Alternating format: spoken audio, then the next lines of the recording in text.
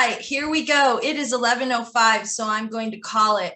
My name is Alexandria Piland, and I am the current chair for the Democratic Party of Sandoval County. And I want to welcome each and every one of you to the first ever Sandoval County Indivisible and Democratic Party of Sandoval County co-hosted second Saturday Zoom.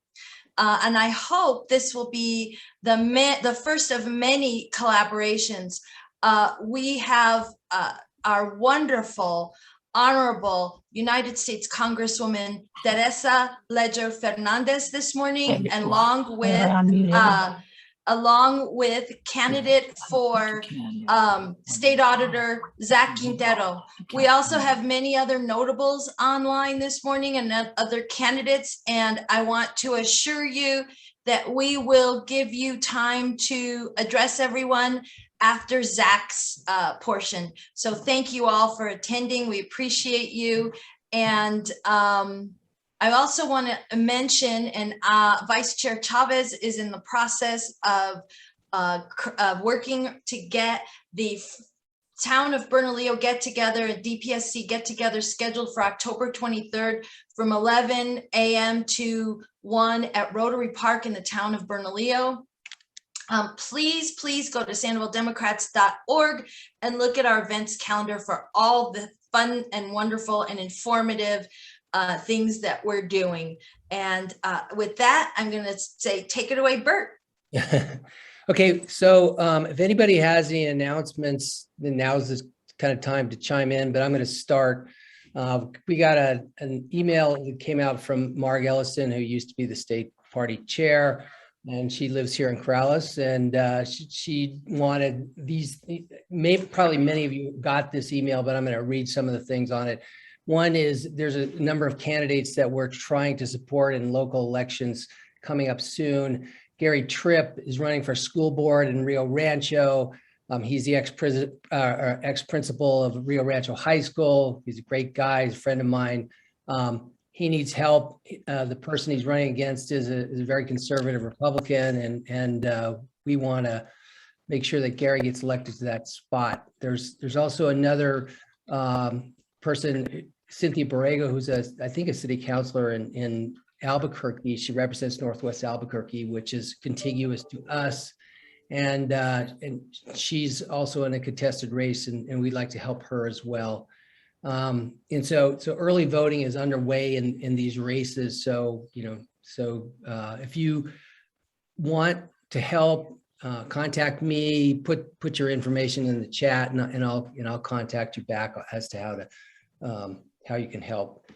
Next weekend, there's an in-person coffee with our amazing Congresswoman Teresa Leger-Fernandez here in Corrales at the Corrales Bistro at 10 a.m.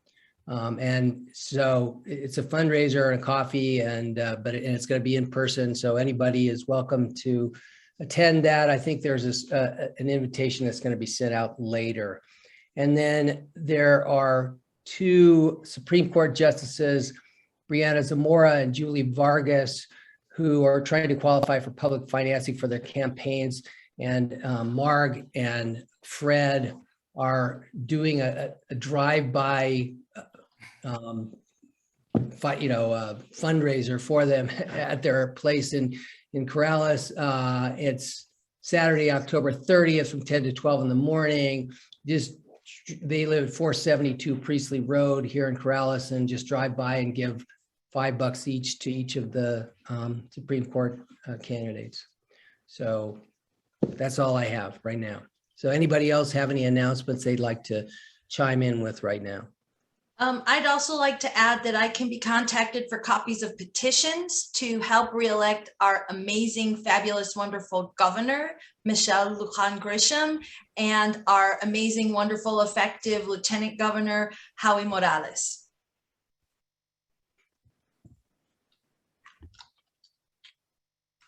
That's it. That's all I got. Okay, I think we should just go ahead and pitch it to Teresa. And so I was going to introduce her. She doesn't, especially this crowd, I don't think she really needs an introduction. Everybody knows her. Everybody loves her. It seems like she's been our representative for way longer than less than a year now. Is that? It's like 9 months or something like that. But she just has this bigger than life personality, and we all love her. I was given a long bio by somebody who works for you, and I kind of don't think I need to do that. I'm just going to go ahead and let you kind of do your thing. Okay. I really like that. Thank you so much, Bert and Alex. The great thing about Sandoval is it is organized. I can't wait to see us slowly start improving, and getting every single one of those elected offices for the Dems, and your energy is going to get me there.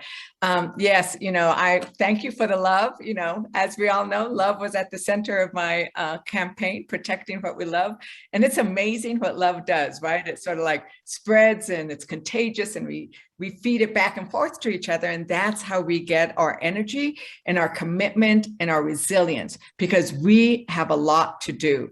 And it's not going to ever really end up sort of not always having a lot to do. That we are in the midst of always building a more perfect union.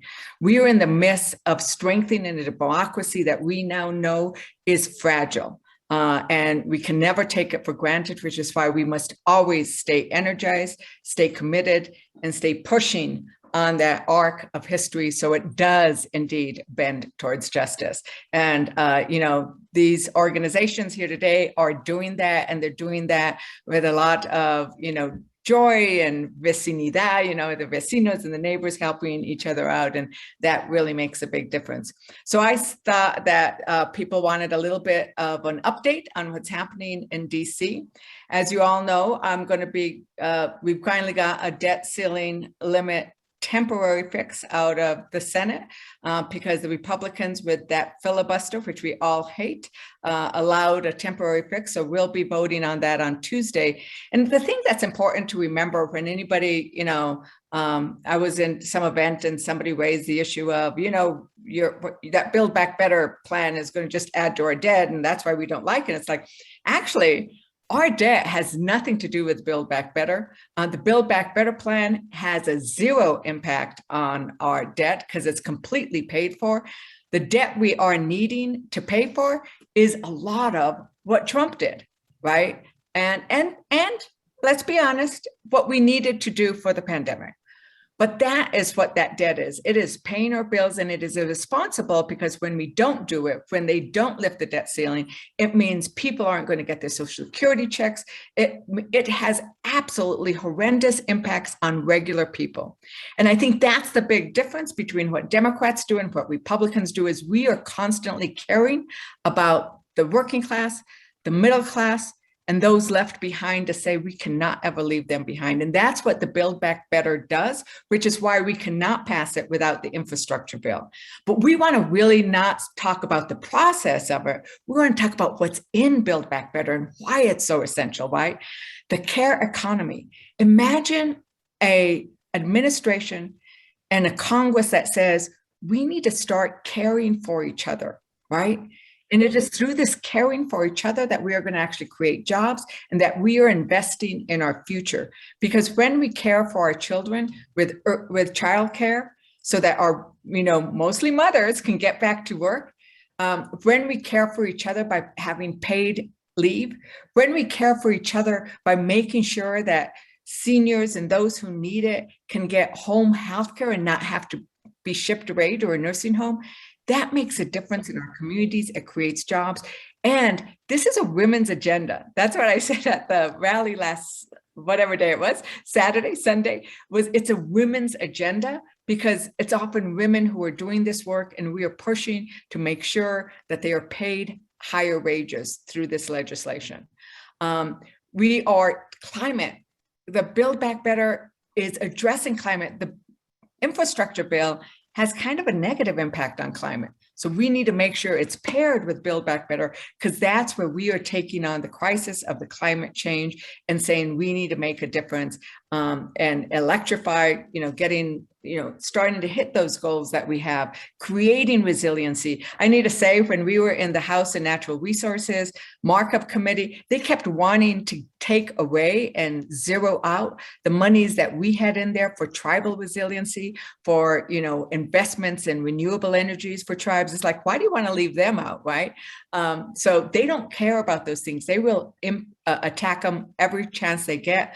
My legislation for plugging the abandoned wells, that's paid for. We got $4 billion to plug abandoned wells, thanks to Senator Lujan and my legislation. But in the Build Back Better, that's where we have the provisions, so we don't have more of that, right? So we don't continue to allow these companies to emit methane into the air. So on healthcare, we're going to lower Medicare eligibility. We're going to expand benefits. We're going to cut the cost of prescription drugs. That's why we need the Build Back Better. And I am hopeful that we have that roadmap to citizenship for so many. We are already on Plan C, but when the president came out, it was so exciting to have the president come and meet with the caucus and say what we have been wanting to hear, right? It was like, he is with us, right? He is for Indivisibles. A shout out to the Indivisibles. He actually said, I'm a progressive now. He goes, I don't know how that happened, right? He didn't quite say I don't know how it happened, but he embraced it. He embraced the progressive agenda. And he said, because it's not a progressive agenda, it's an agenda it doesn't require a term. It requires a label. It requires us looking at what's important for our community. So, that's what we're working on. I remain optimistic that we'll get something. It won't be what we need or we wanted, but it will be the beginning. And he himself said that. The child tax credit, it's going to run out. It took 50% of our children living in poverty in New Mexico are no longer living in poverty. We've actually, for the first time in a generation, started lifting children out of poverty, but it runs out. We don't want a Cinderella moment for those children where all of a sudden, sorry, you were out of poverty, you didn't have to worry as much. 8 months is gone, go back, right? You're not going to have the resources you need, but that's in Build Back Better. And he's committed to that. We might have to shorten the time so that we can lower that cost. Even saying, once again, it's not a cost. It's costing our debt nothing, because we pay for it by one big thing I always talk about how we pay for it is going after the tax cheats, because about a third of it is paid for by just making sure that millionaires and corporations who presently owe those taxes aren't paying for them. And as you know, the rest of the taxes are raised. If you happen to earn more than $450,000 a year, you might see your taxes increase a little bit, not even a lot, right? And we're going to go back to less than what they were before Trump's tax cuts. So that's what's happening with the Build Back Better. And we are working on trying to get their number, which, as the president said, it's not about a number, it's what do we need? And that's why he keeps asking them, what are you for? Not this number, because the number doesn't matter, but we're going to get a number and we'll work on something. I do want to do a shout out to my Creative Economy Revitalization Act, my Build Back Beautiful or Build Back Poetically. It's getting a lot of attention. I'm hopeful that it will indeed end up incorporated in a larger bill that we're working on.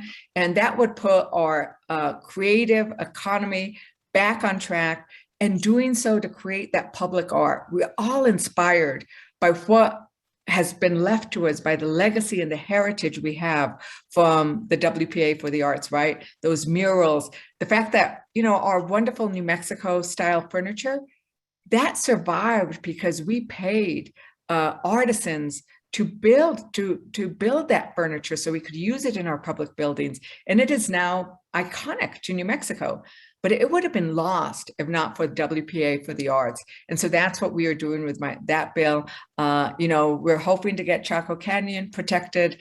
I have my just transition for energy communities legislation. We did get a piece of that just transition for energy communities, where we create an investment fund to use in those communities that are going to see a transition from fossil fuel. We need to not sort of say it's not going to happen and stick our head in the sand. We're going to say, well, how do we prepare for it so that we actually have some booming businesses that are not fossil fuel based? And we got some money in that and Build Back Better. I really love that bill. People understand the idea of needing to have a just transition so communities like New Mexico don't get left behind. The American Rescue Plan has already made a big difference. You know, $28 million went to Sandoval County, and we got 1.75 billion for CD3. And a lot of that came from my very first education committee hearing with just the Dems. You know, the Dem did a caucus, and I raised the issue about our Title I schools, because so many of our schools in New Mexico are Title I. The chair of the committee asked me to co-lead on a bill with him to focus attention on Title I schools. And we were able to get a big chunk dedicated to Title I schools, which led to $1 billion for us coming from the American Rescue Plan to our education system. And it's supposed to be focused on Title I schools, most of it. So we're doing a lot of stuff, but I'll stop here and open it up for questions. I think we have maybe about 8 to 10 minutes for questions before we hit 10:30 and turn it over to our other candidate.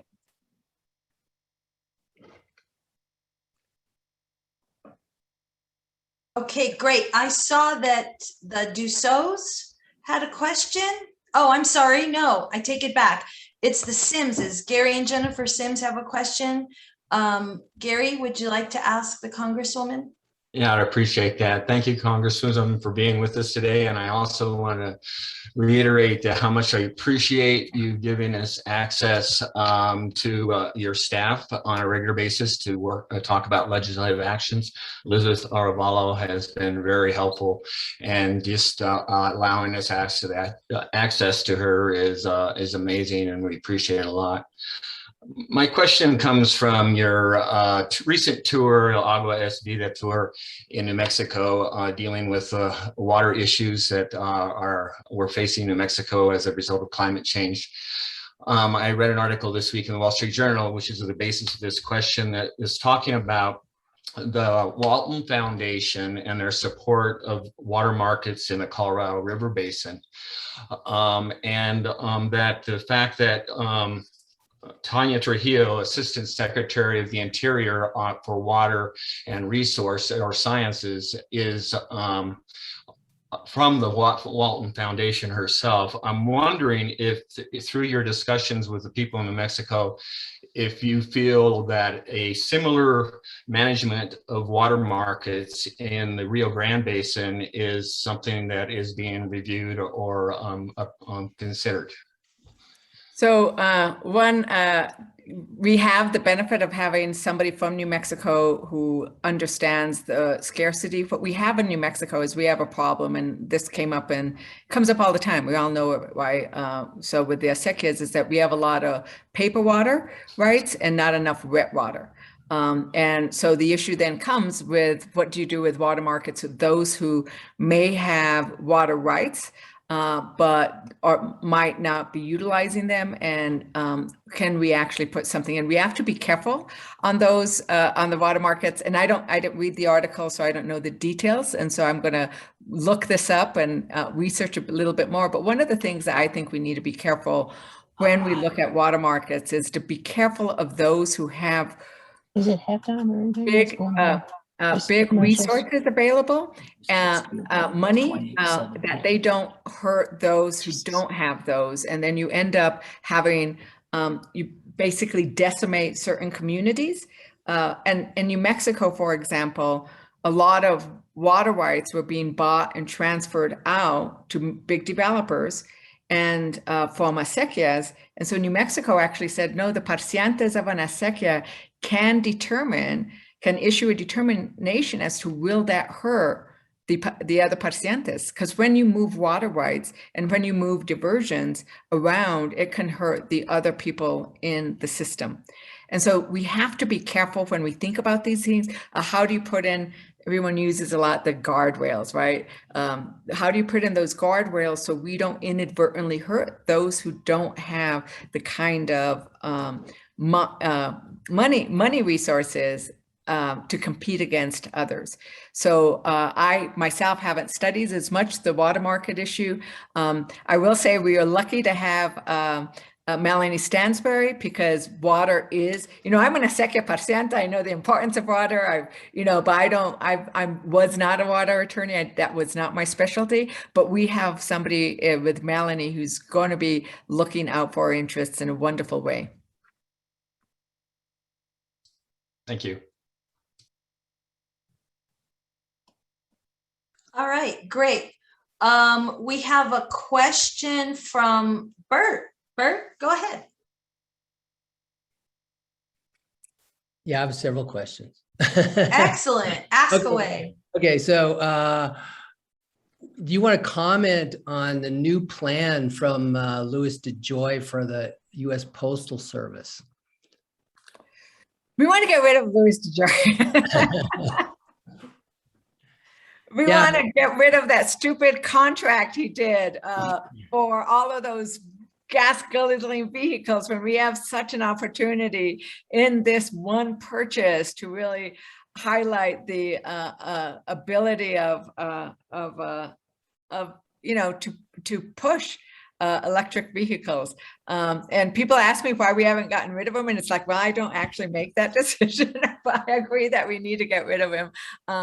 And so how about if I leave it at that, so that we don't have to institute his plan, but actually can get something. I really believe in our post offices and in the role that they play of being sort of a place for community. And it's interesting, the range of places. Like I do meetings with mayors. And so yesterday I did the meetings with the mayors in Taos, and we went, I did the kind of Ski Valley, Red River, Angel Fire, Taos Ski Valley, Cresta. And, Taos Ski Valley was like, we don't want to lose our post office, right?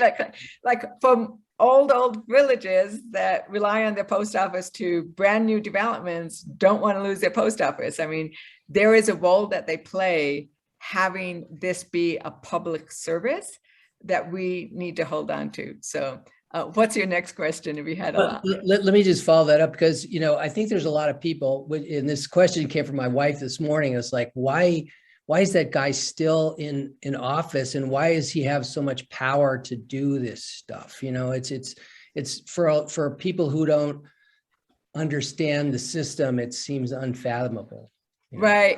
And as the last time I looked at this, and I haven't looked at this in a while, a few weeks, so I haven't gotten the latest, other than that, we were all complaining about the purchase of the vehicles 2 weeks ago, he is hired not by the administration, but they appoint the board, and why they have not taken action. Because as I understand it, there are new board member, new commission, that has appointed, been appointed, but they haven't yet moved to terminate him. So it's one of those, because it was set up as a separate entity, it's that separate entity that needs to get rid of him. And that is part of the problem, is that process. And I don't really actually know beyond that, the intricacies, but I think your wife and all of us share the same frustration that he's still there. And there have been the oversight committee, that I know the oversight committee of the House is like, trying to get them to get answered, because Carolyn, who heads it up, she's like, she loves New Mexico. She thinks it's hilarious that she loves me. She loves the tamale ad. It's hilarious. But she was, complaining about it and saying she was going to bring them back in for that might be an oversight that happens sometime in the next, couple of weeks, because she said she was going to be doing that. Okay. I have some other questions, but I want to let somebody else have a chance here. So, yeah, Jerry STERMER has a question. Jerry STERMER. Jerry, you're muted.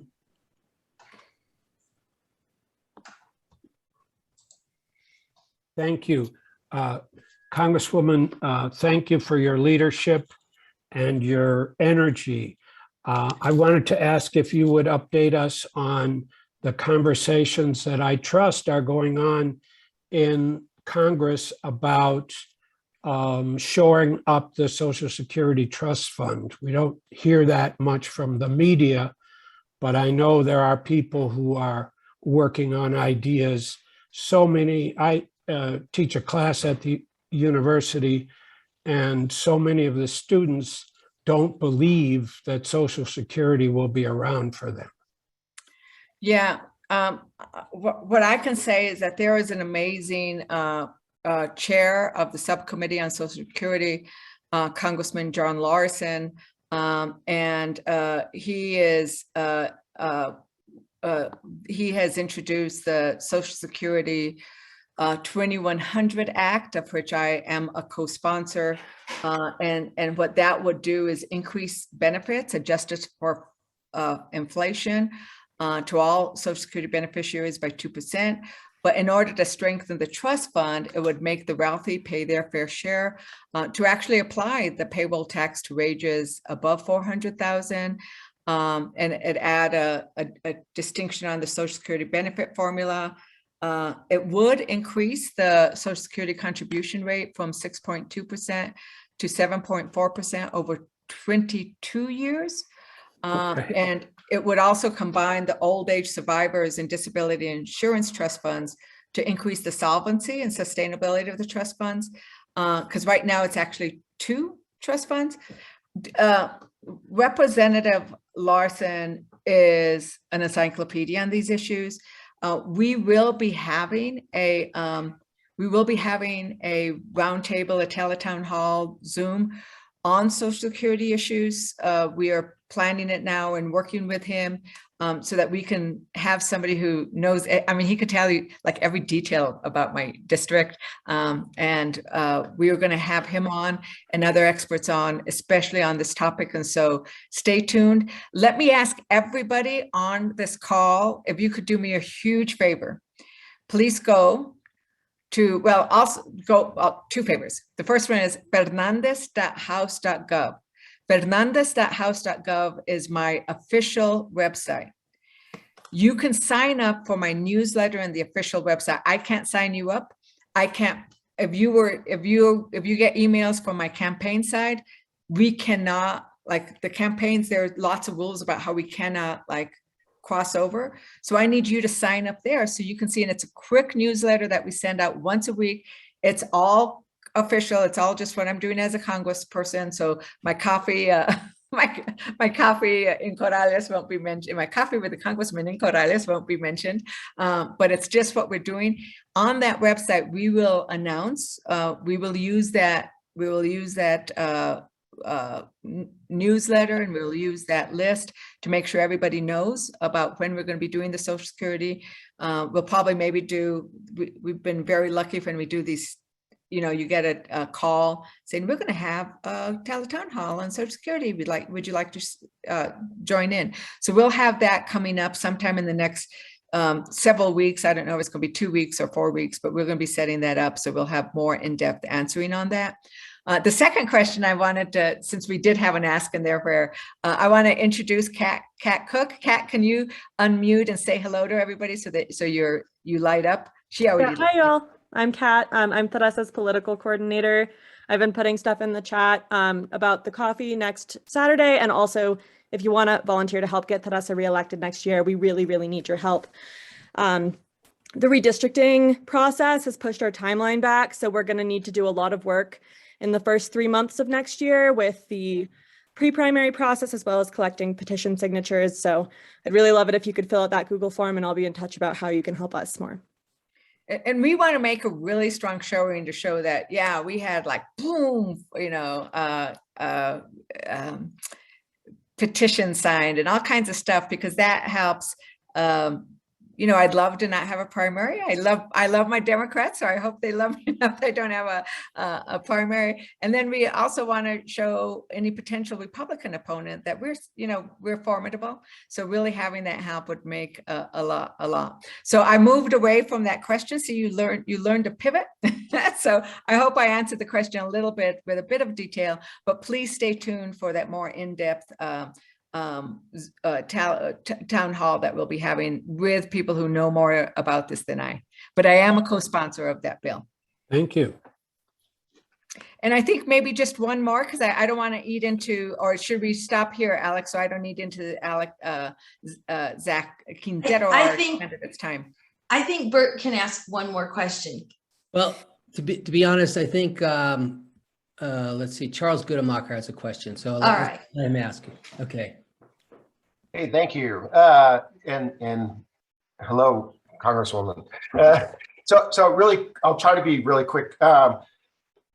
State of New Mexico PED using some of the federal money, COVID money, instituted a new program that I think is genius and that ought to be replicated across the country. So I really want to put your focus on it because it addresses the teacher shortage in general, but also addresses the shortage of people who are teachers of color and from the communities that they're teaching in, that the kids can relate to, and that has great proven academic success to have more teachers that look like, are from the same community. So they're paying for districts to hire teacher assistants, and then also paying for the education of those teacher assistants to get their education degree to become teachers while they're still working and gaining real life experience teaching, and working in the classroom with the students. So it's a brilliant program. I think they're going to hire 400 or 500 across the state this year. That's going to make a big dent in the national teacher shortage, which is even worse here in New Mexico, but you want to put your focus on that. And a challenge to you, Representative, and everyone else running for office, which is most kids never hear adults and leaders talking to them about encouraging them to consider a career in education. And that is so needed after so many years of degradation of the professions of education, that kids are aware of that. So please, anytime you're around youth, encourage them to get an education. That's all. Thank you.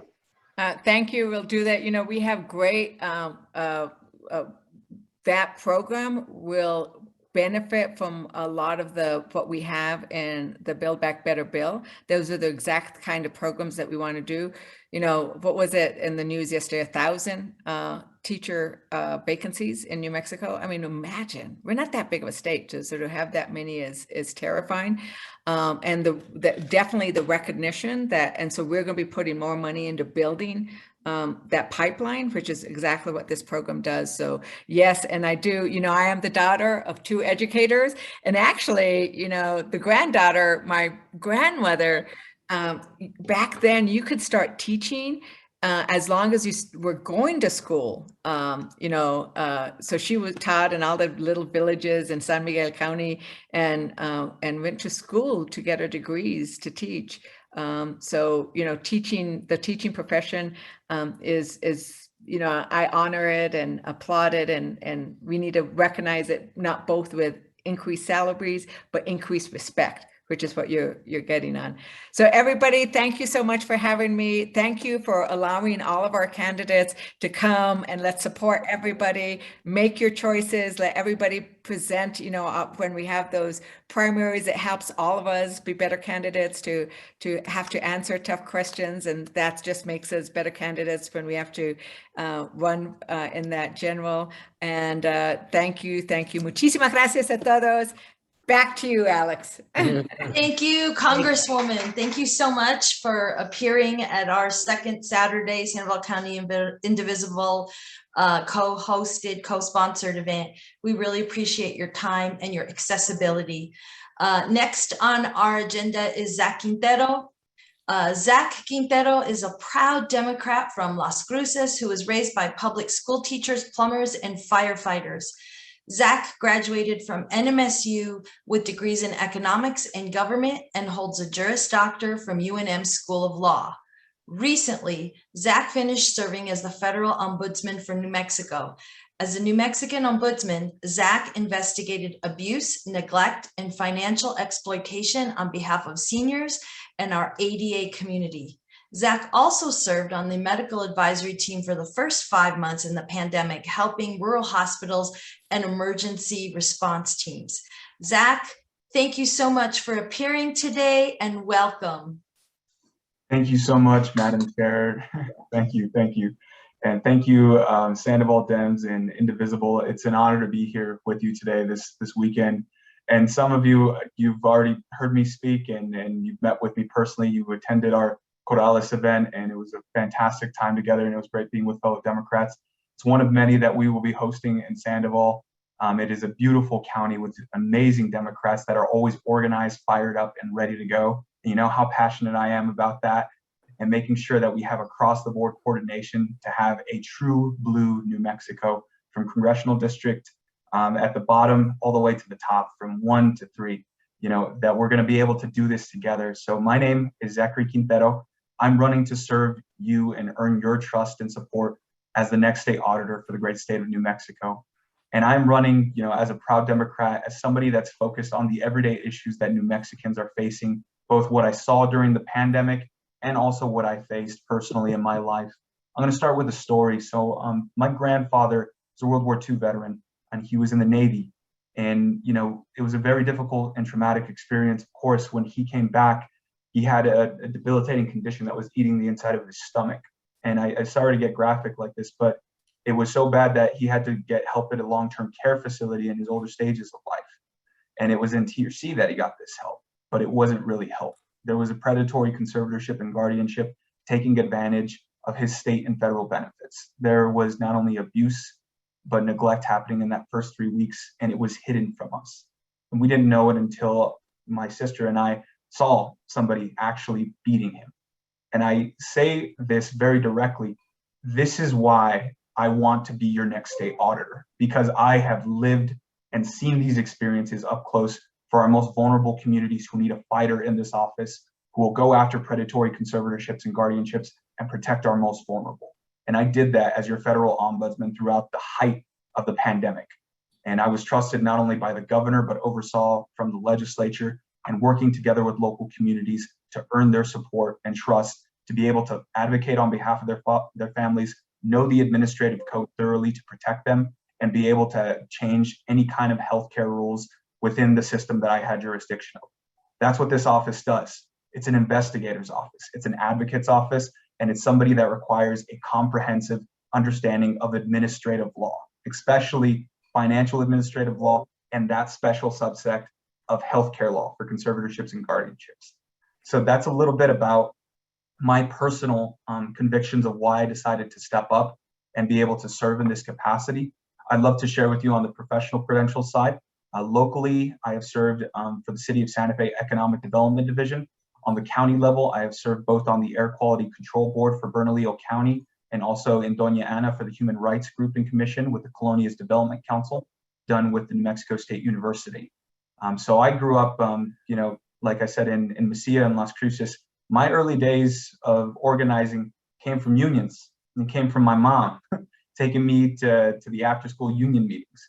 And it went to job sites with my dad, who was a plumber, at 4 a.m. since I was 7 years old, and seeing those struggles up close and personal. And here's the thing about the state auditor's office. The jurisdiction that this office has is incredibly powerful. It can impact the way our schools are being not only funded, but how those funds are used in real time, making sure those dollars end up in the classroom and with after-school programs that help kids like me. And make sure that our workers that are on those front lines, you know, building our homes, changing our pipes and infrastructure system, are not being cheated by a subcontractor who's taking county, local, or state money in order to get a job done. It's making sure we have true transparency and accountability for our workers, for our healthcare, for our environment, and for our financial compliance as a state. So this is why I feel this office is not only an immediate passion of what we are facing right now with $7 billion coming into this state, but also why we need somebody with a very specific skill set, somebody with trusted leadership who has been trusted both by our governor, by our legislature, our communities to fight for them, and somebody that has put in the hard work and effort since the campaign has begun. And just to share with you on that note, some of you have heard this already, and we've earned this, which is we've traveled over 6,300 miles across New Mexico since announcing 13 weeks ago. And we have secured over 75 endorsements from Northern, Southern, and Central Democrats. That includes the House Majority Leader and House Majority Whip in the State House of Representatives. And the reason why we have that support is because of the experience, vision, and passion that we need to have to win this seat collectively as Democrats, collectively as a state. On that personal note, we haven't had a Democrat from Las Cruces elected to the executive in over 15 years. And I want you to think about that, because this is a county where we have a lot of great Democrats, both traditional, progressive, every shade of Democrat in between. But we're missing a key point of equity and representation on that executive side to make sure we have the strongest ticket possible to not only flip CD2, but to be inspired to push collectively as a state to help each congressional district, all the way from the school boards to the local races to the county races, to the upcoming fight that we're going to have to reelect our governor. So I want to first start again by thanking our county chair, our leadership here, our vice chair in Sandoval County, and Indivisible for hosting me. And I want to make sure this is a dialogue. So I'm happy to answer any questions you might have about both my background and also some of my ideas for the office and what can get done. And I'm also very excited just to be here with you today, because I'm not physically having to drive right now. And as much as I love driving everywhere, and I don't know if you know this, I'm pretty convinced that Brian Colón has a double down in Silver City or TRC, but I found out that's not the case at all. He's just traveling that far, that fast. So I'm following quickly after him in that sense. So I want to say humbly that I'm here to earn your support, respect, and vote. So thank you so much, Sandoval. I'm very, very moved to be here today. Great. Thank you so much, Zach. Do we have any questions for Zach?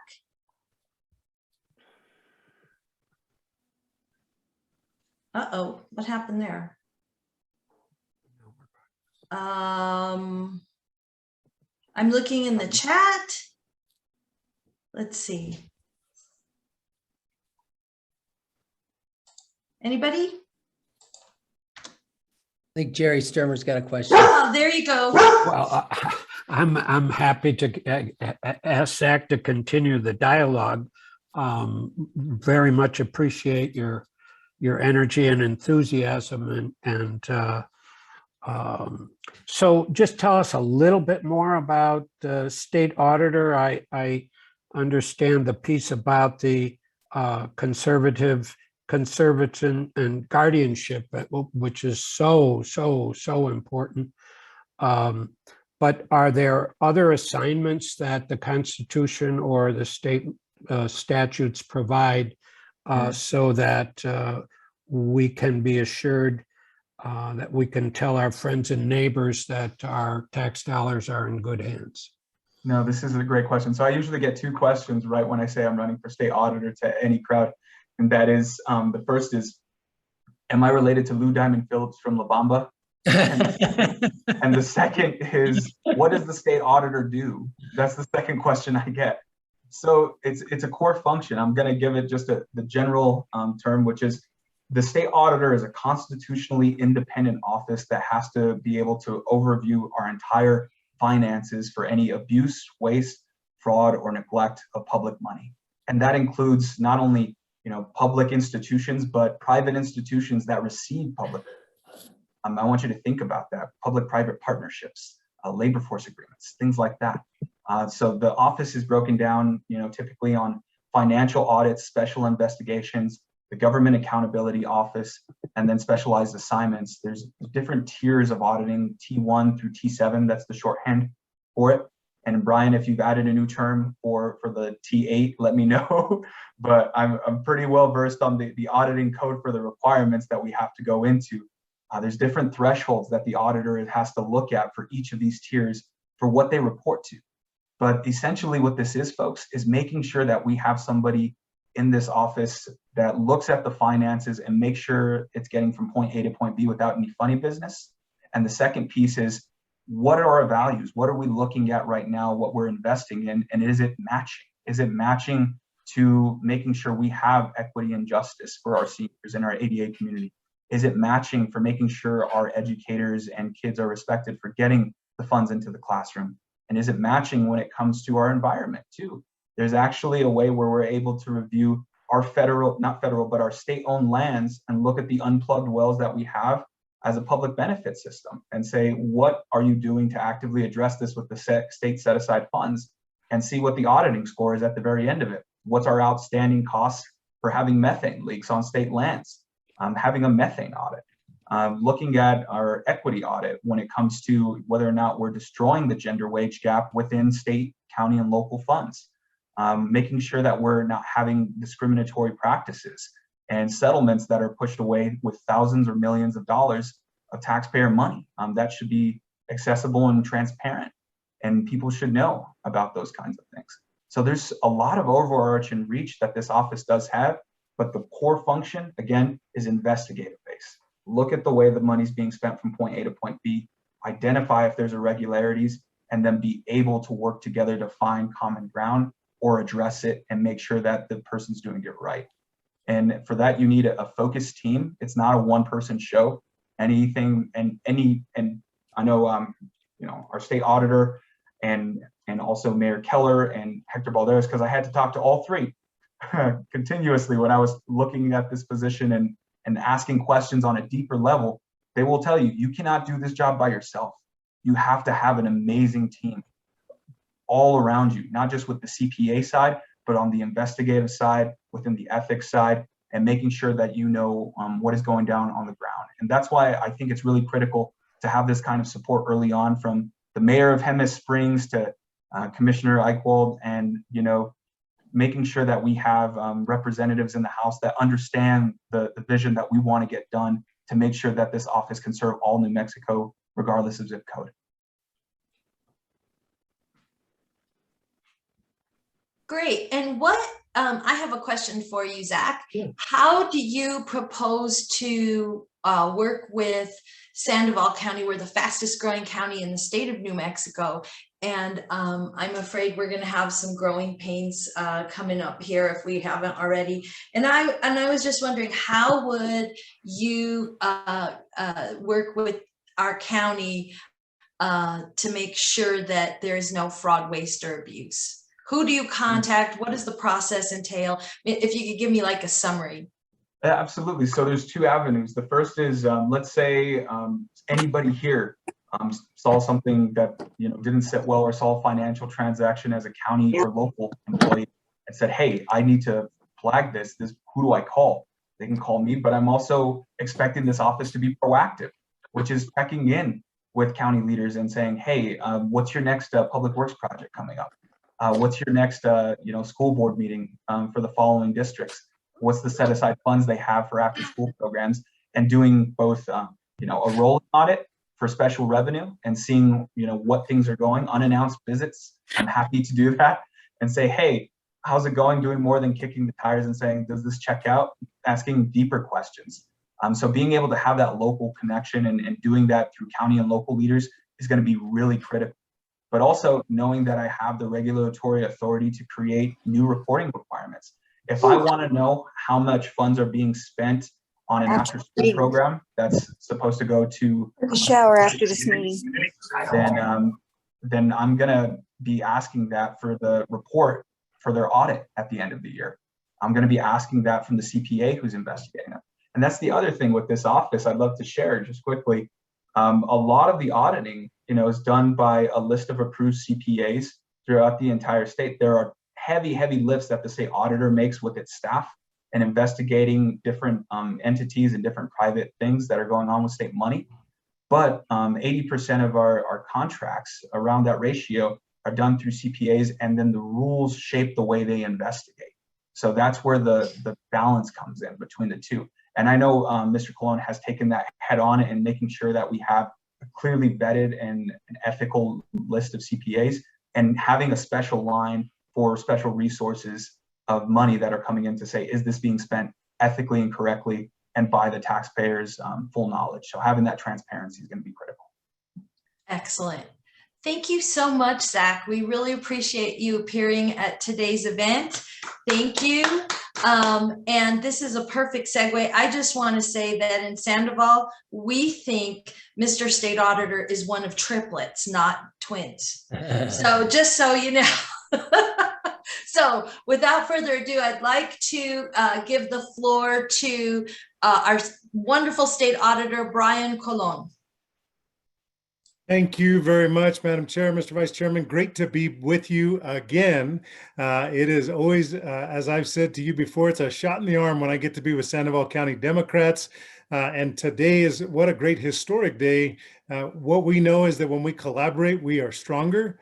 Multiple threads woven together are much harder to break. And I think that this is how we enjoy continued and increased success in all 33 counties. When we have like-minded individual organizations come together to collaborate, this is how we will build even stronger going forward. And so it is great to be back with you. Thank you, Zach, great presentation. It's been an honor to watch you lead the Young Democrats in New Mexico. I've traveled the state with you when you were state president, and I saw your energy and capacity. And it's just great to see you stepping up to step out and lead. So good to be with you this morning as well. And so many other great leaders like the Honorable Catherine and the Honorable Barbara, and so many great folks who make it a point. Unlike in many other counties, our elected officials there in Sandoval County, they actually understand that their continued success runs right through Indivisible there in Sandoval, runs right through the Democratic Party of Sandoval. And so I appreciate them taking the time and making it a priority to be present. And that's what I try and do as well. It has been 1,013 days of awesome as your state auditor of New Mexico. We have, as Zach said, been doing the heavy lift and making sure that I delivered on the promises I made to you nearly 4 years ago when I asked for your support, and Sandoval became one of my banner counties in terms of election results. And that has been my goal, is really to make you proud. And I hope I've done that. And it hasn't been easy every day, but I have really been enriched and fulfilled by serving you every day. It's been difficult on the days when I've had to do things like hold Democratic mayors accountable. Democratic mayor in the north who was making really bad choices. And she's no longer the Democratic mayor in one of the most Democratic counties in New Mexico. She's now a convicted felon. When I had to go to my home county and my alma mater school board for making poor decisions, and then now none of those members are school board members, we had to unseat the entire school board. Those are difficult days because this work is personal to me. But like I told you when I was running, this office is important in terms of restoring people's faith in government. That's what we've done. I will say it was a lot easier when I came out and I held Coy Griffin accountable down in Otero County and made sure he wrote that check back to those citizens in Otero County. But it is a great example where my work, much like the work of the Office of the Attorney General, is really not partisan. It's about doing the right thing in terms of accountability and lifting up New Mexico so they can trust and respect their government and elected officials. We have done a lot of work when it comes to holding elected officials accountable and also doing the right thing and putting folks front and center. You know, I come to you as your state auditor today, but I'm also a candidate for Attorney General. And Madam Chair, I'll just hit on that briefly. I don't want to, I know this isn't a campaign stop, but I try and update Sandoval on some of the work we're doing. But there's a lot of hand in glove work that goes on between the Office of the State Auditor and the Attorney General's office. And Mr. Quintero, should he be successful with his great efforts that he's putting out, he'll learn very quickly that our offices work very closely together because we have only investigatory powers. We have subpoena power. We have the ability to do everything that Zach said, but we have zero prosecutorial authority. So I've had to work very closely with the Attorney General's office to prosecute those cases in areas of concern in which I've had. One of the areas where just recently, in terms of an update for Sandoval County, and I know many members of your county are going to appreciate this because I've talked about it at your events. I told you that I was very concerned during the campaign and received a couple comments from folks in terms of advocating for those with disabilities who are often on the margins. Those with different abilities who say, look, the government's job is to hold the private sector accountable in compliance with the ADA. And that we've had 31 years notice to get this right. ADA was passed 31 years ago. My father, who had muscular dystrophy, struggled for access for his entire life. and he passed at the age of 49 before the Americans with Disabilities Act was actually passed. And we've had 31 years to get it right. And the government's supposed to hold the private sector accountable in doing that. And actually, we do a fair job on that. The challenge was we weren't compliant ourselves. I traveled around the state and realized that there were many government buildings that were not ADA compliant, that were providing actually barriers to entry and access for those who have different abilities. And so I said, should I be elected? And when I'm out there, we're going to look at whether we can designate a special audit in order to make a determination of whether the government sector was actually ADA compliant with its parking lots. And I worked and collaborated with the General Services Division. We identified 23 parking lots around the state of New Mexico, all the way from small communities like Fort Stanton to large communities like Santa Fe and Albuquerque. And I'll just give you a quick guess. How many of those 23 parking lots do you think were ADA compliant? These are state-owned buildings. And the chairwoman is paying attention. She got it exactly right. 0 out of 23 buildings were compliant. Some had grave errors, some had minor errors, but none of them were completely compliant. Now, here's the good news. The good news is the governor made it a priority and said, look, as soon as we started working on this with GSD, she said, we are going to fix the errors. We're knowing better now, and we're going to do better now. And by the time I held the press conference this last week, how many of those parking lots do you think were 100% ADA compliant? All 23 of them. It was amazing. GSD really, many people wrote me about my quote about excellent. This is demonstrative excellence in government. And I got to celebrate that because instantly, when we brought this to the attention front and center, the administration didn't wait till we had the press conference, didn't wait to get my final audit. The governor and GSD said, we're going to get this right. And then when we got ready to hold the press conference, the governor took it to the next level. She said, we're going to ask the legislature to fund additional compliance officers, and we're going to ask for a $5 million allocation so that we can ensure that all 700 of our government buildings are compliant as it comes to ADA requirements for access to our state buildings. And I got to tell you, not only was that work personal, but it's a perfect example of the work that Zack talks about, where the Office of the State Auditor can get on the field and really not just write reports and release them to the public, but they are outcome determinative in terms of the impact they have on New Mexicans' lives. 20 to 25% of New Mexicans, we are talking about 400,000 plus New Mexicans have been identified to have disabilities. And at the press conference, one of my dear friends who I've known for 30 years, he said at the press conference so beautifully, he is 100% in a wheelchair. The informal name, I think, of his condition is brittle bone syndrome. And he is completely wheelchair bound. And he said, look, if you don't have a disability and you are aging, you are on your way to having a disability. This issue matters to everyone. As we become a more aged population, as we continue to look to our left and look to our right, we know that this work matters. And so that's in terms of the update of the Office of the State Auditor. That's kind of the substantive update just in the last week. We will be rolling out, this is not public yet, but it's not a secret, I don't think. And if it is, my Deputy State Auditor of New Mexico is going to have real heartburn.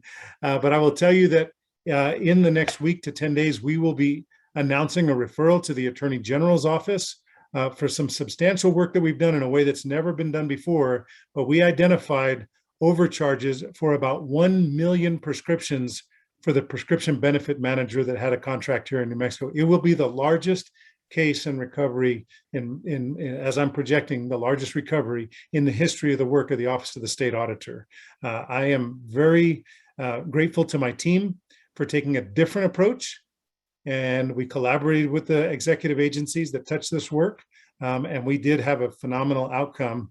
And we will be providing that referral to the AG's office within the next week to 10 days. So that's a preview of what's about to hit. But if we take this case where we think this case will go, it will be the largest recovery ever that originated in the Office of the State Auditor. In fact, if you take the work of the first 27 state auditors of New Mexico and you add it all together, this recovery will be greater than all of those combined. It is a big deal, folks, and I'm grateful to my team for tirelessly working on this for 2.5 years. But we are going to have a good outcome. This is the work I get to do every day. And I hope you find it as exciting as I do. As Zack said, we've worked with 70 private sector, independent public accountants, and Zach's being very conservative on the amount of audits that private sector does for our office. We're a small team of 36 folks. We do a lot of work, but in terms of percentages of agreed upon procedures and audits, the vast majority of them are done by the private sector. We oversee those. We do our internal review process before they get released to the public, and then they become public documents. So look, it's an honor and privilege to serve. I hope you'll give me an opportunity to continue serving as your Attorney General of New Mexico so that I can continue to be an advocate for consumer protection, for our environment, for holding incredible New Mexicans in a way that lifts them up and celebrates New Mexicans, and great nonprofit organizations that do good work in that consumer protection division.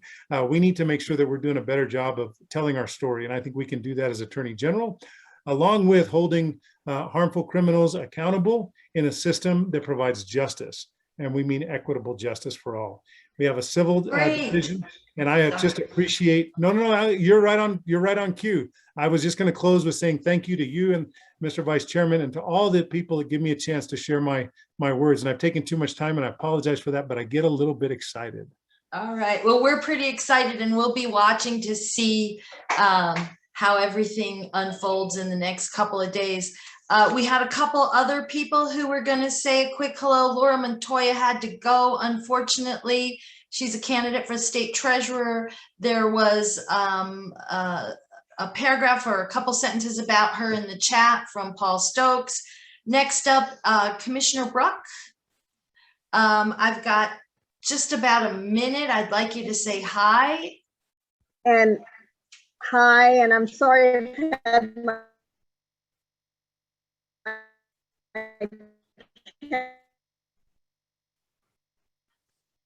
Yikes. Okay. Commissioner Brook is commissioner for Sandoval County Commission District 1.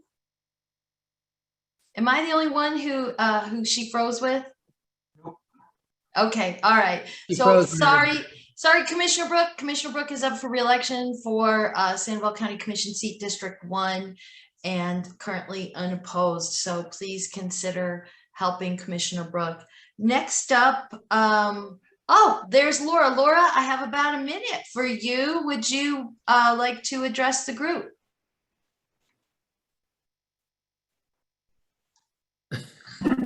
Hi, everyone. Sorry, it's the worst service for some reason, so I'm going to keep the video off, but I want to say I'm Laura Montoya. I'm happy to be your former Sandoval County Treasurer, and I am hoping to be your state treasurer with all of your help. We have petition signatures, so if anyone's interested in signing, please make sure and save your famous signature for me so that I can get on the ballot. Have a beautiful day. All right. Thank you so, yes. Thank you so much, Laura. Wonderful to see you online. I wanted to mention that our district attorney was online. I don't know if she still is, but we love and support Barbara Romo. Next up, Paul Stokes. He wants to talk a few minutes or a second or two, because it's going to be quick, I'm sure. Paul, please go ahead. You're muted, Paul. Paul, you're muted. Okay, am I on now? Yes. Alex gave me the opportunity to bring up our monthly newsletter from Progressive Democrats of America. So I put that in the chat. I put that you can write to me if you'd like to get that newsletter. And also mention, since I'm on, that our monthly meetings are on the second Wednesday, which is I believe this month, 13th of October. We'll be talking, we have a guest from University of Texas, El Paso, talking about immigration issues. So that's the two things I'll just quickly mention. Alex, thanks for. Thank you. Thank you. And that's Paul Stokes from PDA. And I wrote down his email was Stokes Corrales mail. Is it mail?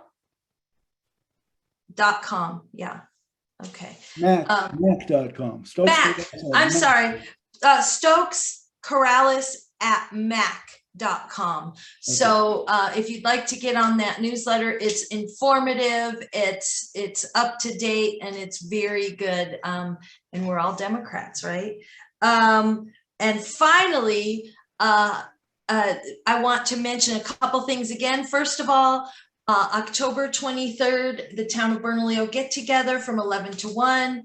Next up is there will be some petition drives for the justices, and hopefully I can get people to also sign petitions for our governor and our lieutenant governor. And I guess that's it. Oh, I am having a fundraiser for Barbara Jordan, who's running for mayor of Rio Rancho today from 3 to 5 at my house. So please call me at 505-350-6590. I put it in the chat earlier, 505-350-6590. If you're able to attend, I can get you my address. And I believe that's all we have. Bert, do you have anything else? No, that's it. Thank you, Alex, for doing a great job of chairing the meeting, and it was a great collaboration as far as I'm concerned, and Same here. We had at least 42 people on. There's probably more because people came on and off, but it was a really nice turnout, especially since it's a beautiful day and most people don't really want to be inside doing Zoom. Right on. So we'll see you all soon. Go to sandovaldemocrats.org and check out our events calendar and our newsletter. And thank you very, very much. Bye, everybody. Bye, Alex. Thank you, everyone.